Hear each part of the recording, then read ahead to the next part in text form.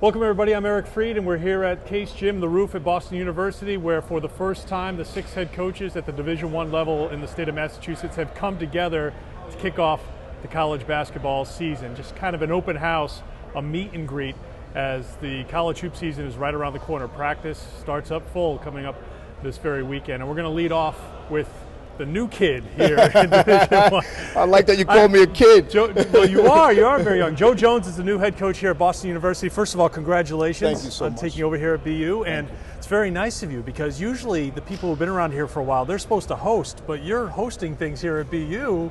You've been on the job, what, a couple months now? So it's very nice of you. Very fortunate. Gracious host. Very fortunate to be the host of such a great event.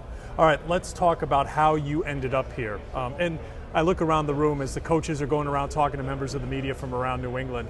You're very familiar with many of the faces, especially the guy you worked with last year, who was the head coach at BC. So this is kind of a very comfortable place for you to be, because you were just down the road, down Comm Ave at BC as an associate to Steve Donahue. Yeah, and sure, having a great relationship with Steve is a great comfort, and him being so close. But also Tommy Amick is someone that I've come up the ranks with, and also great friends with Milan Brown, Billy Cohn.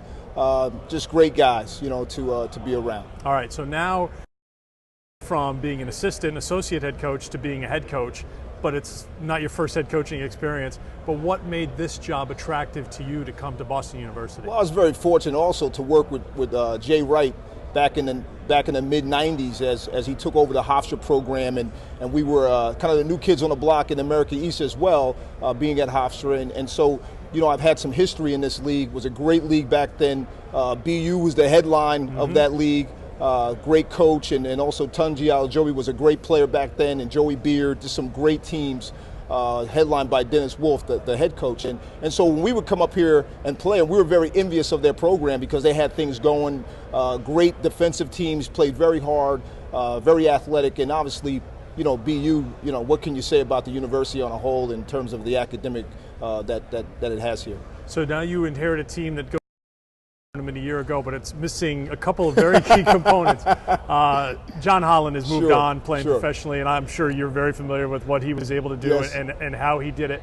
But I think this is a BU team that has a lot of talent coming back from last year's team that went to the NCAAs. Well, it starts with our senior class, just a great class that, and I must say this, Pat Chambers did a great job. I think Coach Wolf did a great job before him. So, BU's basketball has been good for a very long time. So, we do have 4 seniors. Jake O'Brien would be the 5th if he was able to play this year. And he's out.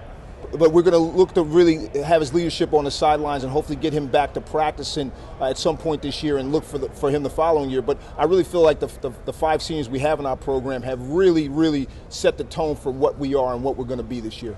How would you describe your, and what kind of basketball will we see BU play with you as the head coach? Sure, it's going to be a fast-paced style. I really want to play a fun style of play. I like coaching that way as well. So it'll be fast-paced. We'll get up and down a lot. The big thing we're doing right now is really teaching the guys how to play better together, how to make plays for each other, not having a guy like John Holland who's just a playmaker.